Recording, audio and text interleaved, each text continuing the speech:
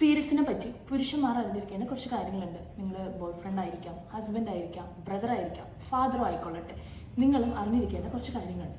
പീരിയഡ്സിൻ്റെ വേദന, ആ ഒരു സമയത്ത് വരുന്ന ബുദ്ധിമുട്ട്, അതൊരു സിമ്പിൾ കാര്യമല്ല, ചെറിയൊരു വേദനയല്ല. നമ്മൾ പെയിൻ സ്കെയിലുമായിട്ട് കമ്പയർ ചെയ്യുമ്പോൾ ഈവൻ ഹാർട്ട് അറ്റാക്കിനായിട്ടുള്ള സിമിലർ ആയിട്ടുള്ള വേദനയാണ് പീരിയഡ് സമയത്ത് ഒരു വിമൺ എക്സ്പീരിയൻസ് ചെയ്യുന്ന പെയിൻ. പലർക്കും അത് പല ഡിഗ്രി ആയിരിക്കും.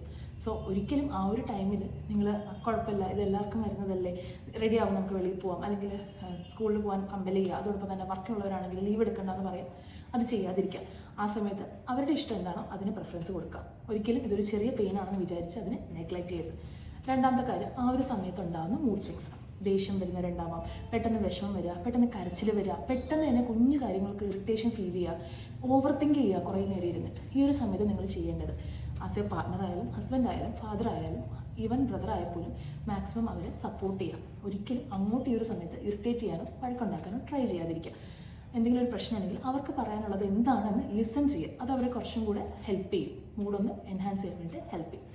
മൂന്നാമത്തെ കാര്യം, ഈ ഒരു സമയത്ത് കഴിക്കേണ്ട ഫുഡിനെ പറ്റിയിട്ടാണ്. അത് സ്ത്രീകളും അറിഞ്ഞിരിക്കണം. ഒരുപാട് ജങ്ക് ഫുഡ്, ഒരുപാട് സോൾട്ട് കണ്ടെയ്നിങ് ആയിട്ടുള്ള food, gas producing food, sugary drinks ഒക്കെ അവോയ്ഡ് ചെയ്യുക. എന്നിട്ട് നിങ്ങൾ മെഗ്നീഷ്യം റിച്ച് ആയിട്ടുള്ള ഫുഡ് കഴിക്കുക. പഴം കഴിക്കാം, ഏത്തപ്പഴം കഴിക്കുക. അതുകൊണ്ട് തന്നെ നമ്മൾ പംകിൻ സീഡ്, അത് കുതിർത്തൊക്കെ കഴിക്കുന്നത് വളരെയധികം നല്ലതാണ്.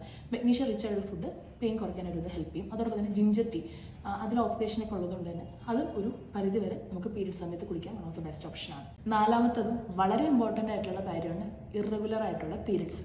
പലരും ഇത് പീരിയഡ്സ് അല്ലേ, ചിലപ്പോൾ അങ്ങോട്ടും ഇങ്ങോട്ടൊക്കെ ഡേറ്റ് ഒന്നും മാറാം, ചിലപ്പോൾ ഈ മാസം ആയെങ്കിൽ അടുത്ത മാസം ആവാം എന്ന് വിചാരിച്ച് നിങ്ങൾ നെഗ്ലക്റ്റ് ചെയ്യരുത്. ഒരു ഹോർമോണൽ ഇംബാലൻസ് ഉള്ളത് മാത്രമായിരിക്കാം നിങ്ങളുടെ പീരിയഡ്സ് റെഗുലർ ആവാതിരിക്കുന്നത്.